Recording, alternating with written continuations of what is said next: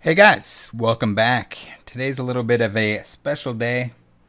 This is almost like when your teacher is hungover and they're rolling the card in and you know that they're going to slap a movie on for the class. Today we're going to be taking a look at an old PSA process video. It's kind of like a little documentary, very short, but maybe we'll pause it along the lines to take a look at some of the interesting tech that they were using back then. I'm sure the process hasn't changed much since. I'm sure the computers are a little less dated, but let's get into it anyway.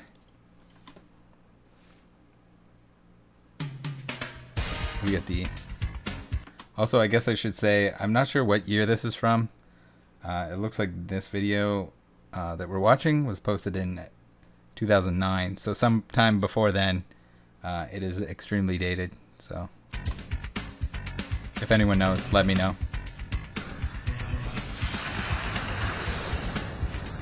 We got the jets flying overhead. Hello, I'm Joe Orlando, president of PSA, Professional Sports Authenticator. PSA, which started in 1991, has certified millions of collectibles in its history, making it the largest third-party authentication and grading service in the world. So, interesting enough, I think he resigned or retired, whatever you want to call it, this year, 2021. In this video, we are going to show you how trading cards are graded at PSA. We hope this step-by-step video will answer your questions about the process and also provide insight into what PSA is all about. I'm sure it will. Let's get started. Receiving, they're doing a lot of that these days. The receiving step is where all packages are logged in and separated based on their service level. Each package is opened in priority of service and the cards are counted. So I don't know if this surprises anyone else, but there's almost no desk space there. And it seems to be cluttered with some stuff that doesn't need to be on the desk. I would think that would be a concern in terms of making sure that you don't drop the cards or misplace them or knock them off the table or anything. It looks like at this point they started having flat screens, so there's a little bit more desk space than maybe there was in '91 when they started. Can only imagine. The submissions are now assigned a generic order number, removing the identifying information from the order, thus removing the potential for bias. So it does help remove some of the potential for bias, but chances are if someone works there and they had someone submit on their behalf, or if someone's friend notifies them that they're sending stuff in, they're going to know what order it is because they're going to be grading the entire order that came with that submission. So to an extent, I'm sure it helps, but at the same time, it's not like it would take some kind of rocket scientist to navigate around that. It's been said many times that they have specialists. I think it was Joe himself that said they have specialists that deal in certain areas. So if there's a certain card that comes in, that person's probably going to get them. So if it's high-end baseball or something like that, there's a pretty good chance you know who's going to be grading the cards. Finally, an email confirmation is sent out to the customer and the cards are off to the next stage. The next step in the PSA process is called the sticker stage. So we got another tiny desk. We got some stickers. Get some nice adhesive on there. At this stage, the cards are counted again and labels are placed on the outside of each card saver. The sticker assigned to each card contains information including the order number and individual certification number. Finally, the information on the stickers is matched against the information on the card itself. So like that, I don't know, like I know there was a bunch of people complaining on that video, or on this video, that they're not wearing gloves, especially later on when they're handling the cards. It's pretty well known that when handling anything cardboard or paper related, you don't want to wear gloves. You just want to make sure that your hands are nice and clean. Clean the oils off your hands. The gloves can actually do more harm than good. That's why you see ancient texts and books and anything like that. They're all handled with bare hands. So there's a little bit of a myth. I think it's less of a myth that's going around now. I think people have kind of accepted the fact that you're supposed to handle this stuff with your bare hands. That being said, it shouldn't be done like some submissions that you get back where the employee was having a peanut butter sandwich and then they touched the card with their dirty hands. Obviously not intended, or leaving fingerprints on there, but who knows what kind of conditions they're under, if they're in a rush, if they're told to get back, start grading again.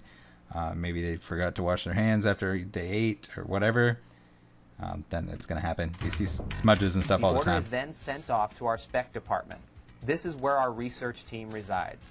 Once again, the cards are counted, the sticker information is verified, and the cards that need additional research are examined before all of the data is entered into the database. The cards are now ready for grading. The first stage in the grading process is determining whether the card is authentic. So this It is then checked for possible alterations. This is kind of wild to me that they're sitting in the dark. I understand the overhead light. Obviously, it's not exactly the ideal light that you would want, since it looks pretty yellow. But certainly weird that they have the lights off in the room. You would think that that would be worse for eye strain in terms of being in there all day looking at something that's lit up in a dark area. I think that would bother me, but I guess they have their reasons for it. I would be very surprised. I've seen some other grading companies and nowhere did I see a dark room. Maybe they're trying to save money on the power bill, or maybe the fluorescent lights over top weren't good enough and they didn't have the budget to get some proper lighting in there. Don't know. Once the graders have determined the card to be authentic and unaltered, a grade can now be assigned to the card. Graders are now focusing on the characteristics of the card, such as the... So it looks like at least they have like play mats now, or some kind of mat down, so that I try to tell to people all the time that are starting out, get a play mat, get a nice clean play mat. If it gets dirt on it or whatever, clean it off. Just putting cards on a direct table surface or anything that's dirty, by sliding them to try and get them off the table or trying to pick them off the table, can do damage to them. So it's nice to have a play mat. There's a little bit of squish there, so it's easier to pick cards up directly off the table. And also, if you do need to slide it a little bit, then it's not going to leave scuff marks across the card.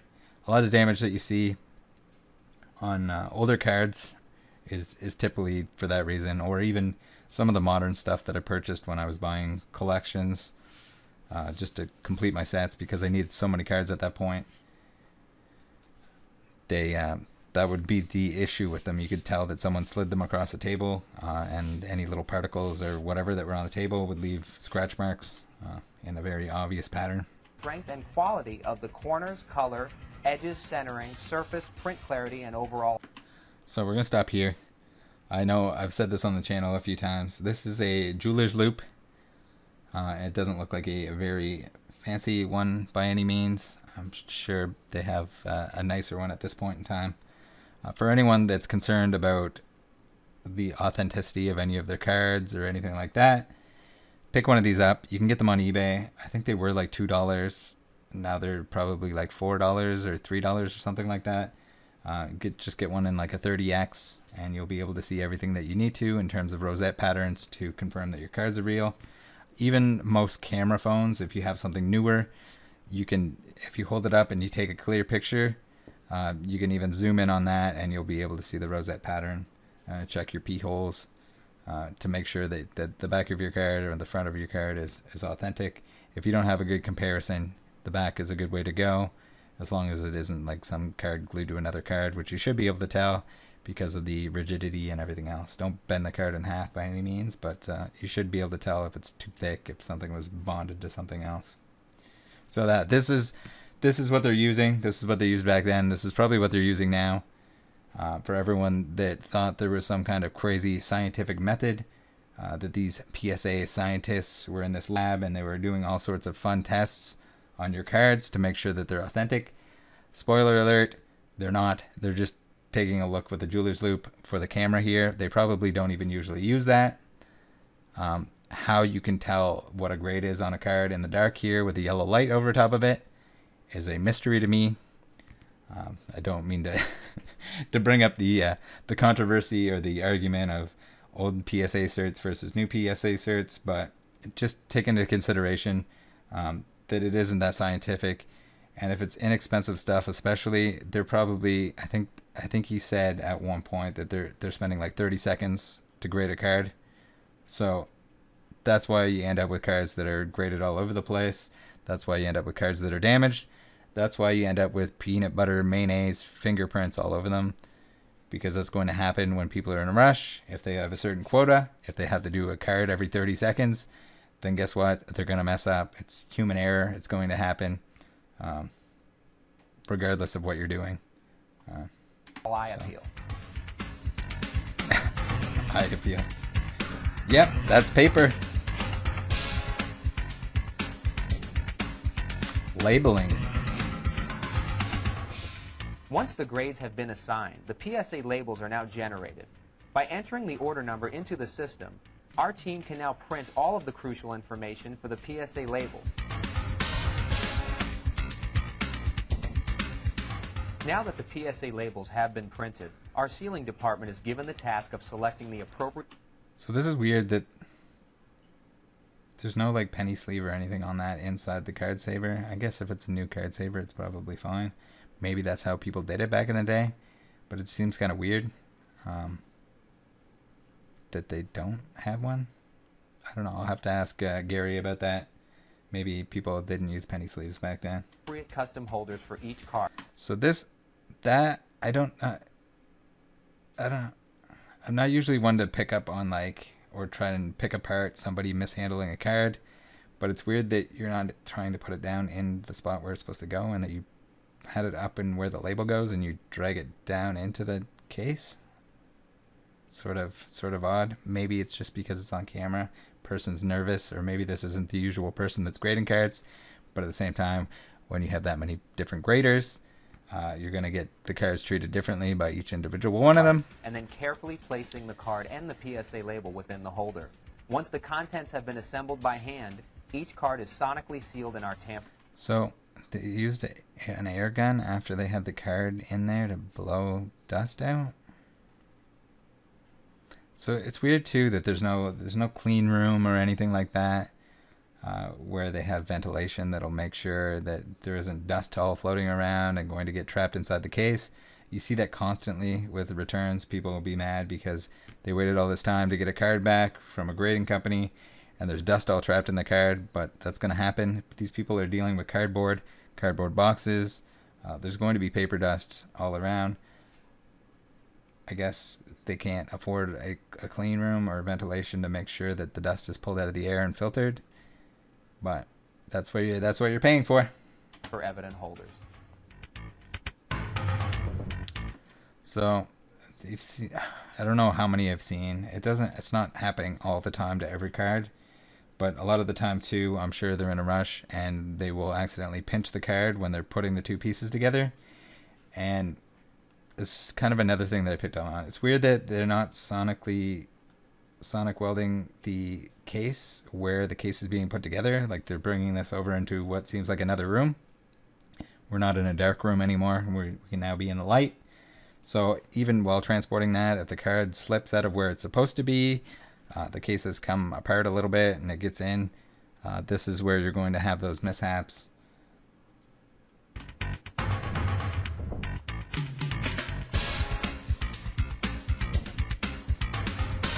So for anyone that doesn't know, the sonic welder there basically just uses like a vibration that melds the two pieces of plastic together. Not always 100% effective, but usually by doing this, if somebody tries to pull a case apart, you can see that it'll sort of shatter inside. It'll make like a white frosty look around the outside so that people aren't resealing them. There was an issue with CGC cases in the beginning where people were pulling them apart with their hands and it wasn't really leaving any evidence of being pulled apart. Probably the case itself, or maybe the settings on the welder that weren't sealing it properly. But I don't know. I've seen PSA cases that came apart too by accident.